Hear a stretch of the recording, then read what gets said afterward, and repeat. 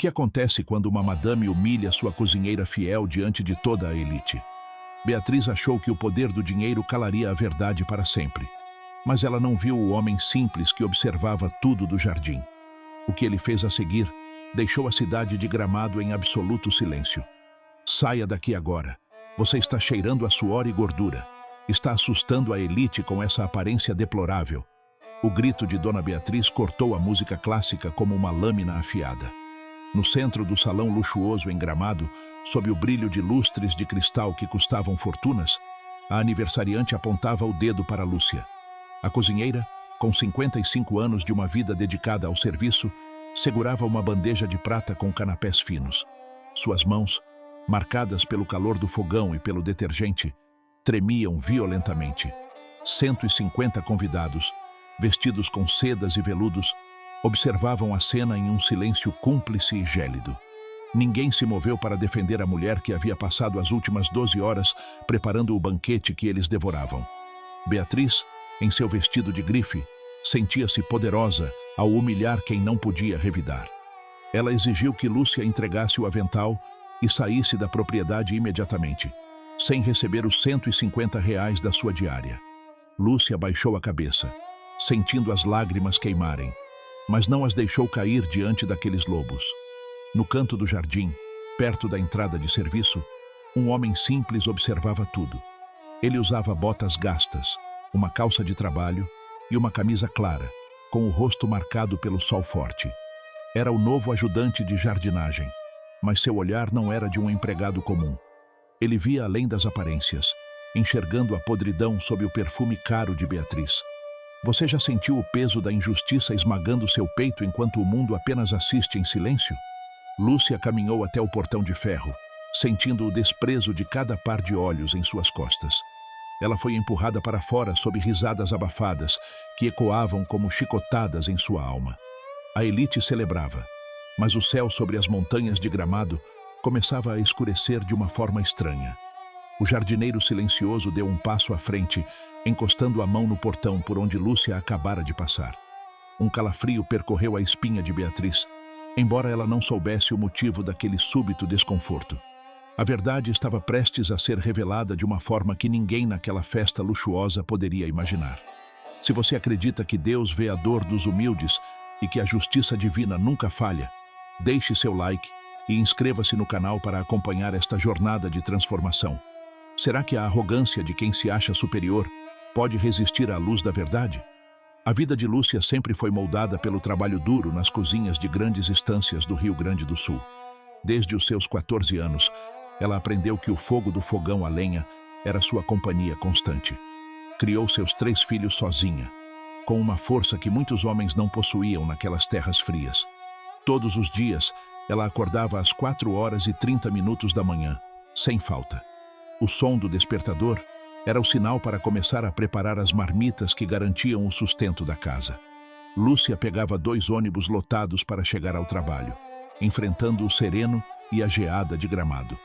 Ela era conhecida em sua humilde comunidade pela fé inabalável que carregava no peito sofrido. Nunca negou um prato de comida a quem batesse em sua porta pedindo por ajuda. Mesmo que fosse a sua própria janta, ela repartia com um sorriso de genuína bondade. Lúcia guardou cada centavo suado durante longos 10 anos, em uma pequena caixa de madeira escura. Aquele era o seu tesouro, o fruto de décadas de sacrifício e privação pessoal constante. Ela sonhava em reformar o telhado de sua humilde casa, que chorava goteiras em cada chuva. Sua dignidade não vinha de posses materiais, mas da integridade com que temperava cada refeição. Ela usava o amor e a oração como os principais ingredientes de suas receitas famosas. Os antigos patrões, homens de palavra e honra, sempre a respeitaram profundamente pelo seu caráter. Mas a nova geração de ricos, representada pela arrogante Dona Beatriz, via o mundo de outra forma. Para Beatriz, Lúcia era apenas uma ferramenta descartável, um objeto sem alma ou sentimentos próprios. O avental de Lúcia, sempre impecavelmente limpo, era o símbolo de sua resistência contra a pobreza extrema. Ela nunca deixou que a escassez de recursos roubasse a doçura de suas palavras ou gestos. Seus filhos cresceram vendo a mãe se desgastar para que eles tivessem um futuro melhor. O objeto que ela mais prezava era um velho terço de madeira, polido pelo uso constante das orações. Ela acreditava que Deus habitava nos detalhes simples e nas mãos que serviam com alegria sincera. Naquela noite, após ser expulsa da festa, Lúcia caminhava pela estrada escura sentindo o peso do mundo. Seus pés cansados, acostumados a horas de pé, pareciam pesar toneladas sob o peso da humilhação. Ela pensava no neto pequeno, que esperava pelo remédio que ela prometera comprar com aquela diária. A injustiça de Beatriz não era apenas um insulto, era um golpe direto na sobrevivência de sua família. O jardineiro que ela vira na mansão apareceu subitamente ao lado dela no acostamento da estrada. Ele não disse nada, apenas caminhou ao seu lado, mantendo um passo firme e protetor. Lúcia sentiu uma presença diferente, algo que acalmava o turbilhão de mágoa que inundava seu coração. O homem tinha mãos grossas de quem lidava com a terra, mas seus olhos brilhavam como estrelas. Ele parecia entender cada lágrima que ela engolia para não demonstrar fraqueza diante dos outros. Beatriz, em sua mansão, ria com os convidados enquanto abria mais uma garrafa de champanhe caríssimo. Ela não imaginava que aquela cozinheira humilde tinha um protetor que a nobreza não podia comprar. O contraste entre a opulência vazia da festa e a riqueza espiritual de Lúcia era absoluto. A elite bebia o vinho da indiferença, ignorando que a verdade estava caminhando na escuridão da noite. Lúcia apertou o passo, querendo chegar logo ao calor de sua casa e ao abraço dos netos. O jardineiro apenas sorriu, um sorriso que parecia iluminar o caminho de terra batida sob seus pés. O banquete da justiça está sendo preparado. Ele sussurrou com uma voz que soava como música suave. Lúcia não entendeu as palavras, mas sentiu que uma mudança profunda estava começando a acontecer agora. Ela não sabia que aquele homem de roupas simples era o próprio mestre observando sua aprovação. A tempestade que se formava no horizonte não era apenas climática, era o anúncio de um novo tempo. Cada passo de Lúcia era uma oração silenciosa de quem ainda confiava na providência divina. O suor e a gordura que Beatriz desprezou eram, na verdade, as marcas de um trabalho sagrado. A arrogância daquela elite seria testada pela simplicidade de quem nada tinha, mas tudo possuía em Deus. Lúcia chegou em casa, abriu a porta de madeira rangente e viu seus netos dormindo em paz. Ela guardou o terço sob o travesseiro, sentindo que, apesar de tudo, ela ainda estava de pé. O jardineiro desapareceu na neblina da madrugada, deixando para trás um rastro de paz e esperança. A história de Lúcia estava apenas começando a ser escrita pelas mãos daquele que tudo vê e tudo sabe. A dor daquela noite seria a semente de uma transformação que abalaria as estruturas de Gramado. Deus não se esquece de quem serve com amor, e o tempo da colheita estava mais próximo do que nunca. O destino começa a golpear Lúcia de forma impiedosa, apenas 3 dias após a humilhação pública na mansão de Beatriz. Uma tempestade severa, com ventos que uivavam como feras famintas, atinge a região de Gramado com uma fúria devastadora. O telhado que Lúcia tanto planejou consertar e pelo qual economizou cada centavo por 10 anos, não resiste à pressão. Com um estrondo terrível de madeira podre se partindo, as telhas desabam sobre a sala e a pequena cozinha.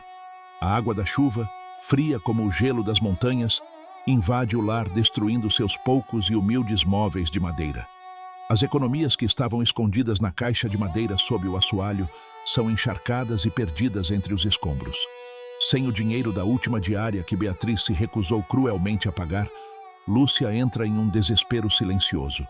Ela não consegue comprar os remédios essenciais para a asma crônica de seu neto mais novo, o pequeno Tiago. O menino tosse com dificuldade, seu peito chiando em um ritmo que corta o coração de qualquer mãe ou avó. Para piorar a situação, a maldade de Beatriz não conhecia limites geográficos ou morais naquela semana sombria. Beatriz espalha mentiras venenosas nos grupos de mensagens da elite da cidade, usando toda a sua influência social. Ela acusa Lúcia de ter roubado talheres de prata e um anel de diamante durante o serviço na festa de aniversário. Essas mentiras se espalham como fogo em palha seca, fechando todas as portas de emprego para a pobre cozinheira. Lúcia bate em várias casas onde trabalhou antes, mas recebe apenas olhares de desconfiança e portões fechados na cara. Ela se vê cercada por contas de luz e água vencidas que se acumulam sobre a mesa molhada pela chuva constante. O olhar de fome dos netos, que pedem por um pedaço de pão que não existe, dói mais que qualquer insulto.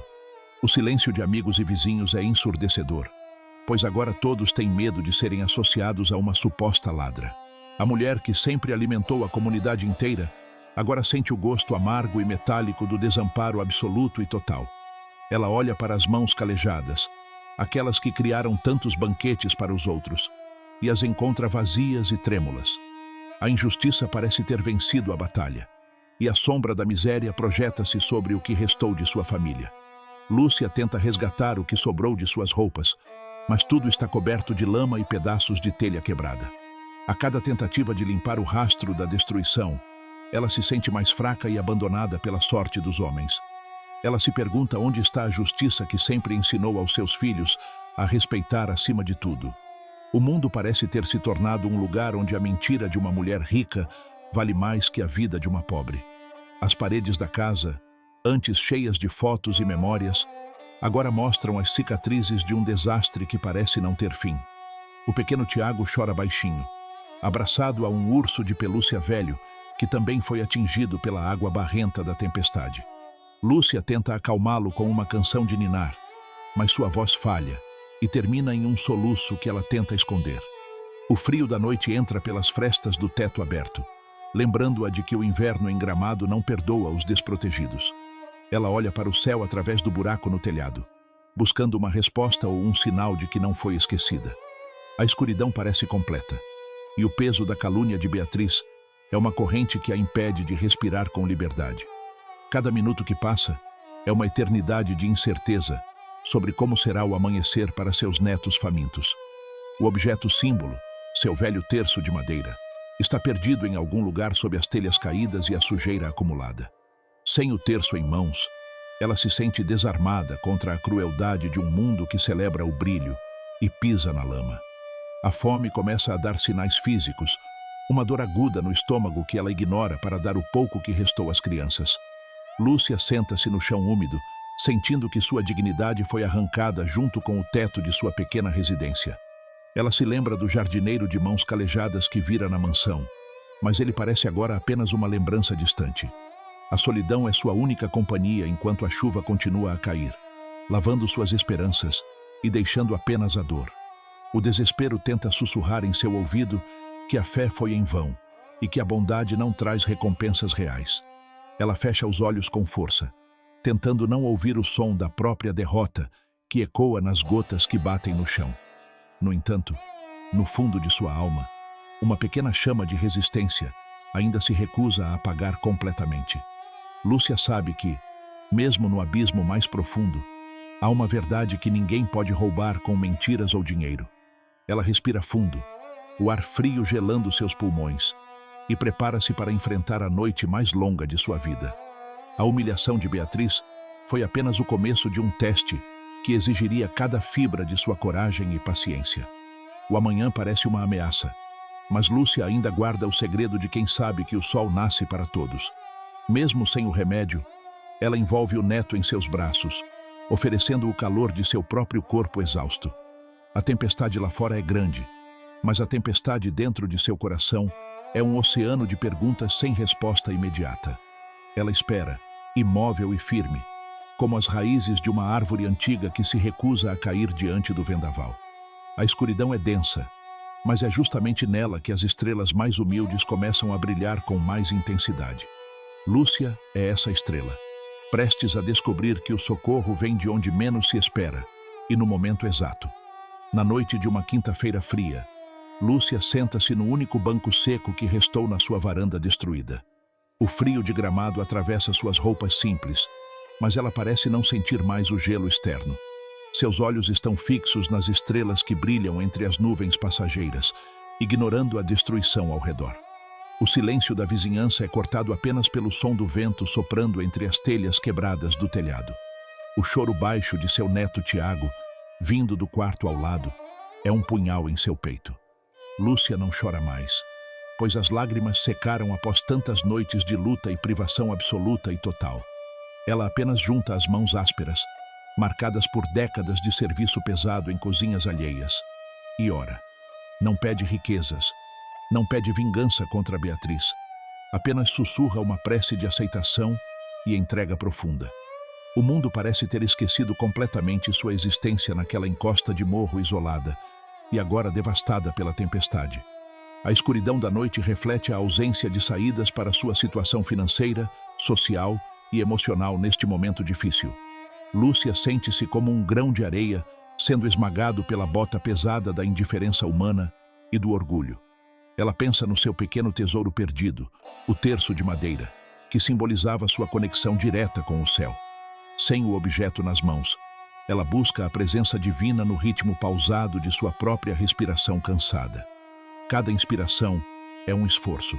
Cada expiração é um ato de soltar as mágoas que Beatriz tentou plantar.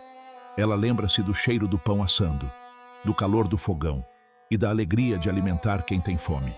Agora, o vazio em seu estômago é preenchido apenas pela fé que se recusa a morrer sob os escombros. A imagem da mansão iluminada e dos rostos cheios de desprezo surge em sua mente por um instante breve. Ela afasta esses pensamentos com a mansidão de quem sabe que o julgamento final não pertence aos homens ricos. O cansaço físico extremo finalmente vence sua mente vigilante e seus olhos começam a pesar como chumbo fino. Ela encosta a cabeça na parede úmida, entregando sua alma ao que quer que o amanhã reserve para ela. Não há medo em seu coração, apenas uma paz estranha que floresce justamente no centro do seu maior abandono. Ela adormece ouvindo o som da natureza, sentindo que, de alguma forma, o universo ainda guarda seu nome escrito. O silêncio torna-se uma oração viva, e a escuridão torna-se um manto que a protege do olhar dos julgadores. Lúcia dorme o sono dos justos, enquanto o mundo dos homens poderosos continua a girar em sua vaidade oca. Ela não sabe, mas este é o último momento de sua antiga vida de sofrimento, sem auxílio visível imediato. O fôlego de vida que entra em seus pulmões parece carregar uma promessa de renovação que ela ainda não entende. A quietude da varanda é o cenário de uma transição espiritual que nenhum dinheiro no mundo poderia comprar agora. Ela é a prova viva de que a dignidade reside na alma, e não nas paredes que cercam um corpo. O amanhã não é mais uma ameaça de fome, mas uma porta que está prestes a ser aberta suavemente. Lúcia descansa no colo da providência, enquanto o vento lá fora diminui seu ímpeto, respeitando seu repouso sagrado.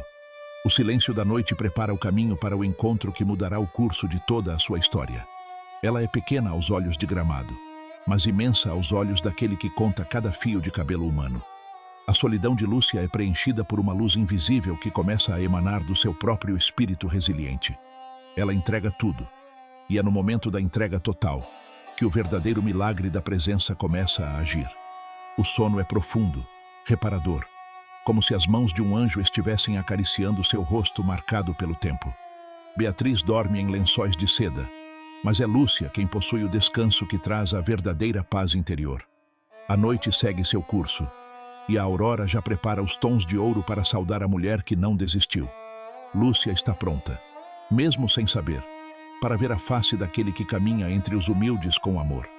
Ao abrir os olhos com o primeiro raio de sol, Lúcia percebe um homem sentado calmamente na calçada, em frente à sua casa destruída. Ele veste um uniforme de operário limpo, mas extremamente simples, como se estivesse pronto para um dia de trabalho pesado na construção civil. O estranho aproxima-se com movimentos lentos e seguros, carregando uma garrafa térmica de café e 2 pães frescos que exalam um aroma celestial. Ele estende o alimento a ela com um sorriso que irradia uma paz inexplicável, aquecendo o ar gelado da manhã de Gramado. O homem se apresenta apenas como Manuel, e sua voz tem uma ressonância profunda que parece vibrar em cada fibra do ser de Lúcia. Manuel começa a falar sobre como a fundação de uma casa é testada justamente nas piores e mais violentas tempestades. Ele menciona detalhes íntimos da infância de Lúcia nas estâncias do sul, coisas que ela nunca contou para a viva alma nesta terra. O operário fala com uma autoridade mansa, dizendo que o pão que ela repartiu com os pobres no passado agora retornaria. O que foi semeado em lágrimas de gratidão, Lúcia, será colhido em cestos cheios de alegria e honra verdadeira. diz Manuel serenamente. Lúcia sente um calor estranho e maravilhoso no peito, um conforto que não experimentava há muitas décadas de solidão e luta. É como se ela estivesse diante de um velho e amado amigo de alma, alguém que conhece cada uma de suas cicatrizes. Manuel olha para as mãos calejadas dela e diz com firmeza: as mãos que servem com amor são as mãos que governarão o amanhã. Ele toca levemente o ombro de Lúcia, e naquele instante, todo o cansaço acumulado de anos de servidão parece evaporar como neblina. O olhar de Manuel não é de pena, mas de um reconhecimento profundo pela nobreza escondida sob aquele avental de cozinheira humilde.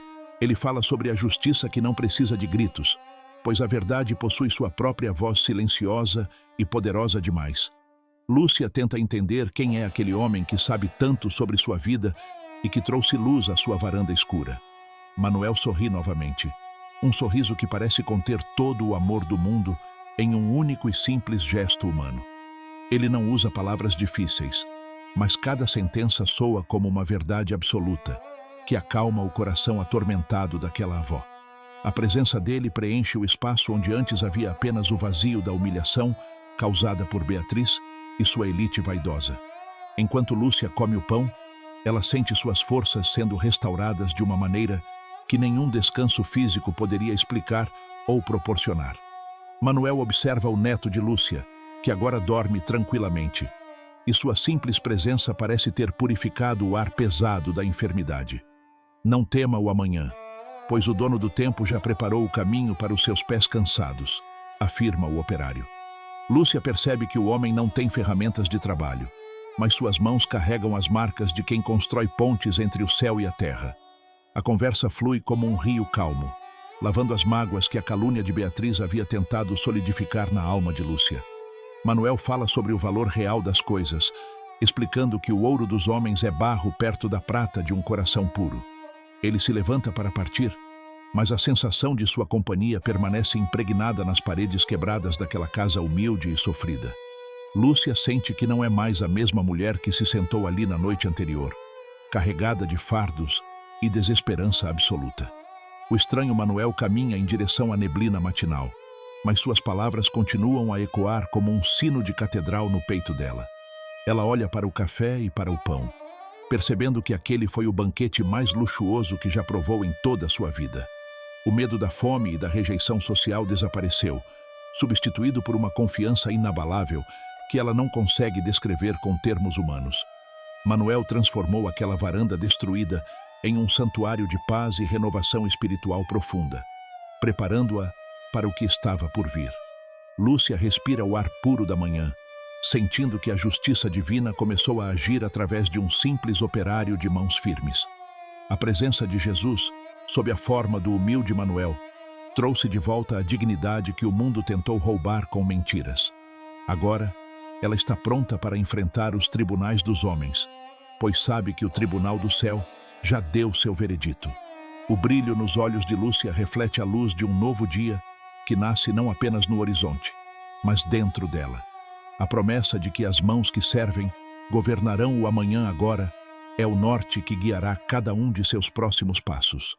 Ela guarda o segredo daquela visita no fundo do coração, sabendo que Manuel nunca esteve realmente longe dela durante todas as provações. A transformação começou no silêncio, através de um pedaço de pão e palavras de vida eterna ditas por um amigo desconhecido. Lúcia levanta-se do banco, com as costas eretas e o olhar firme, pronta para ver a verdade vindo à luz diante de todos. O encontro com Manuel foi o divisor de águas que separou o tempo da dor do tempo da colheita abundante e justa. Na manhã seguinte, logo após Manuel partir sem deixar rastros físicos na estrada de terra, o mundo de Lúcia começou a girar em uma velocidade divina.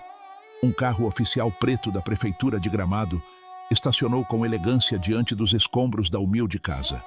Um advogado de terno cinza desceu do veículo segurando uma pasta de couro que parecia carregar o peso de décadas de espera. Ele entregou a Lúcia um documento oficial com selos dourados que revelava uma verdade esquecida pelo tempo e pelos homens. Um antigo patrão de Lúcia, o comendador Almeida, a quem ela serviu com amor e lealdade extrema há 20 anos, havia falecido. Em seu testamento, que ficou preso em trâmites judiciais complexos por 2 décadas, Ele finalmente validara uma cláusula especial para sua funcionária mais fiel. Lúcia era a única herdeira de uma conta bancária antiga e de propriedades que totalizavam a quantia de R$ 500 mil. Enquanto Lúcia tentava processar o choque de passar da miséria absoluta para a segurança financeira, o céu desabava sobre a cabeça de Beatriz. Simultaneamente ao encontro na casa de Lúcia, uma gravação daquela festa desastrosa começou a circular como um vírus indomável nas redes sociais gaúchas. Um dos garçons, indignado com a crueldade que presenciara, filmara escondido o momento exato em que a madame humilhava a cozinheira. O vídeo mostrava Beatriz gritando sobre o cheiro de suor e admitindo para uma amiga, em um momento de pura soberba, que inventara a história do roubo. Ela rira na gravação, dizendo que precisava de um motivo moral para não pagar a diária da pobre coitada e limpar sua imagem. A opinião pública de Gramado e de todo o estado do Rio Grande do Sul se voltou ferozmente contra a empresária em poucas horas.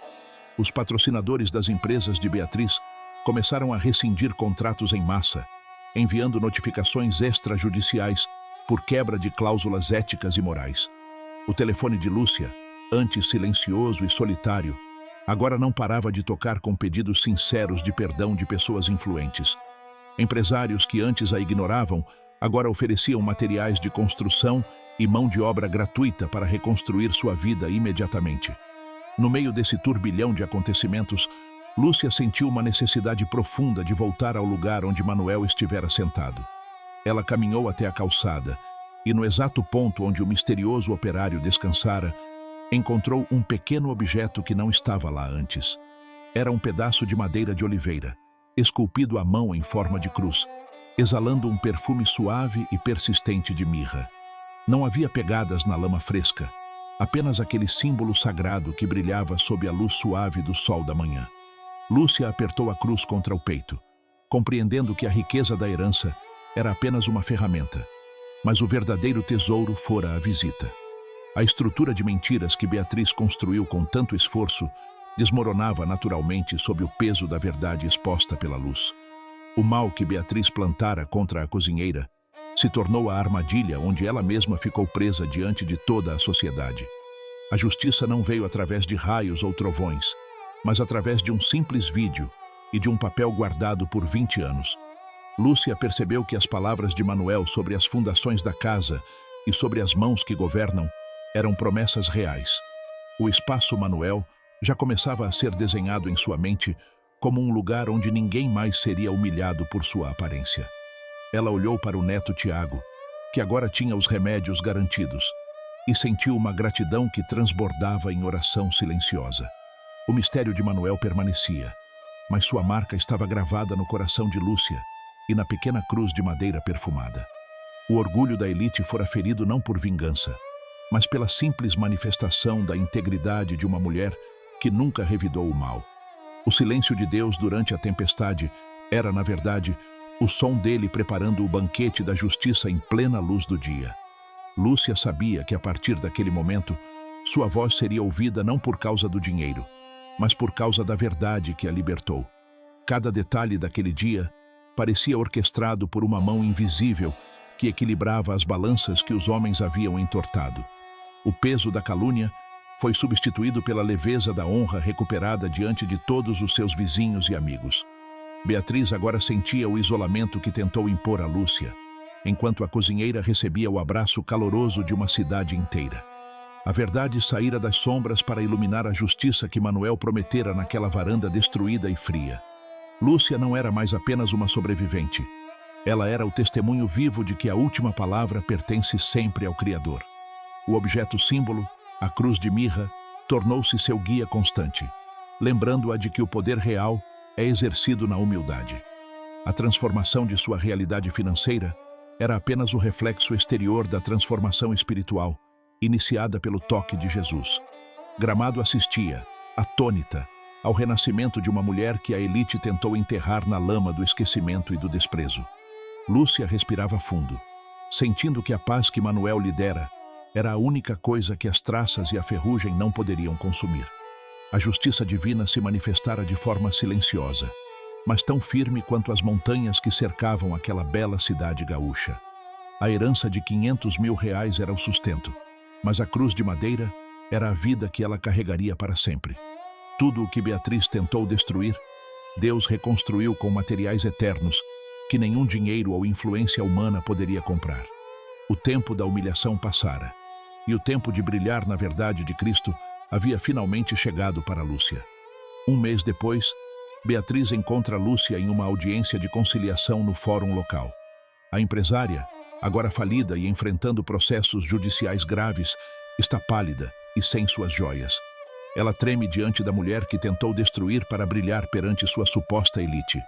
O tribunal está cheio de jornalistas e o juiz espera que Lúcia exija a punição máxima. Beatriz não tem mais o apoio de ninguém, pois seus amigos de luxo desapareceram na primeira crise. Ela abaixa os olhos, incapaz de sustentar o olhar sereno e firme da ex-cozinheira que humilhou. O ambiente é tenso, marcado pelo som dos papéis sendo manuseados e pelos sussurros da plateia curiosa. Lúcia observa as mãos de Beatriz, que agora estão inquietas e sem o brilho dos anéis caros. Em vez de ódio ou desejo de vingança, Lúcia sente uma compaixão profunda que desconcerta a todos. Ela lembra das palavras de Manuel sobre a justiça que não precisa de gritos ou violência.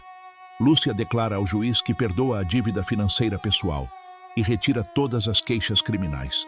O auditório fica em choque absoluto com a decisão de tamanha magnanimidade e misericórdia prática. Lúcia pede apenas uma condição: que Beatriz trabalhe por 30 dias em uma cozinha comunitária local. Ela quer que a ex-patroa entenda, através do serviço braçal, o valor real de cada ser humano. A arrogância de Beatriz desmorona em lágrimas amargas de vergonha pública diante das câmeras e dos presentes. Ela percebe que a verdadeira elite é aquela que possui nobreza de espírito e capacidade de perdoar. Beatriz cai em si, vendo que sua vida inteira foi construída sobre bases falsas e aparências vazias. Lúcia aproxima-se e coloca a mão no ombro da mulher que a caluniou, oferecendo um gesto de paz. O suor do trabalho honesto limpa a alma da vaidade que nos cega, sussurra Lúcia com suavidade.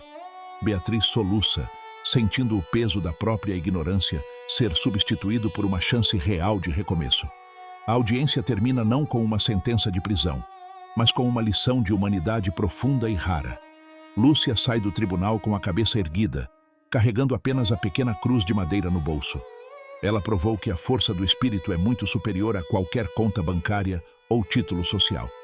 O perdão de Lúcia tornou-se o assunto principal da cidade, inspirando outros a buscarem a reconciliação. Beatriz começa seu primeiro dia na cozinha, aprendendo a descascar batatas e a servir quem tem fome. A transformação começou não pelo castigo, mas pelo amor inesperado que ela recebeu de quem menos merecia. Se esta história tocou seu coração e mostrou que o perdão é a maior força que existe, apoie-nos. Se você acredita que a misericórdia de Deus pode transformar até o coração mais endurecido, deixe seu like. Inscreva-se no canal e escreva nos comentários a palavra misericórdia, se você também escolhe perdoar hoje. A história de Lúcia e Beatriz encerra-se com a inauguração oficial do Espaço Manuel, um centro de capacitação e restaurante comunitário financiado integralmente pela herança de Lúcia. O antigo galpão de madeira deu lugar a um edifício sustentável e acolhedor, onde o cheiro de pão fresco agora atrai pessoas de todas as classes sociais de Gramado. Lúcia agora coordena com maestria uma equipe dedicada de jovens em situação de extrema vulnerabilidade social, ensinando-os que cada prato servido com carinho é um ato de adoração ao Criador. Ela caminha entre as mesas com a mesma humildade de sempre, mas agora com a autoridade de quem venceu a tempestade pela paciência e pela fé. No centro do salão principal, em um lugar de destaque, há um quadro simples e realista de um operário de mãos firmes, repartindo o pão com um sorriso de paz. Aquela imagem serve como um lembrete constante de que a visita de Manuel mudou para sempre o destino de muitas vidas naquela cidade. Lúcia vive em uma casa nova, segura e confortável, mas mantém a simplicidade de seus hábitos e a profundidade de suas orações diárias. Ela dedica seus dias a transformar a dor e o abandono de outros em esperança prática e renovação espiritual através do trabalho honesto. Em uma tarde de sol dourado, enquanto observava o movimento do restaurante, Ela viu de longe um homem caminhando pela estrada com o mesmo passo firme de Manuel. Ela sorriu para o horizonte com a certeza absoluta de que nunca esteve sozinha, nem mesmo nos momentos de maior escuridão. O mundo de Gramado aprendeu que a verdadeira elite não se mede pelo saldo bancário, mas pela capacidade de servir ao próximo com amor genuíno. Beatriz, após cumprir seu tempo de serviço na cozinha comunitária, tornou-se uma voluntária silenciosa, buscando redimir seu passado através da humildade aprendida na dor. O vídeo da vida de Lúcia termina com a mensagem poderosa de que, às vezes, o convidado mais importante da mesa é justamente aquele que o mundo decide expulsar por orgulho. A paz que reina no espaço Manuel é o fruto maduro de uma semente plantada em solo de sofrimento, regada pela justiça divina que não falha. Cada vida transformada naquele centro é um testemunho vivo de que o Cristo caminha entre nós, muitas vezes sob as roupas simples de um trabalhador comum. Lúcia entende hoje que o seu ministério começou de verdade no momento em que ela perdeu tudo, menos a sua fé inabalável. O silêncio do jardim da mansão foi substituído pelo som da alegria e da dignidade recuperada no coração do povo simples. Se esta história relembrou você de que Deus observa cada detalhe da sua luta e age no tempo perfeito com justiça e misericórdia, apoie este canal. Se você crê que a presença de Cristo transforma as maiores humilhações em vitórias silenciosas e eternas, deixe o seu like agora mesmo. Inscreva-se para não perder nenhum relato de fé e escreva nos comentários a palavra vitória, se você também confia que o Senhor prepara uma mesa diante dos seus inimigos. Que a paz de Cristo, que excede todo o entendimento humano, guarde o seu coração hoje e sempre, guiando seus passos para a luz da verdade.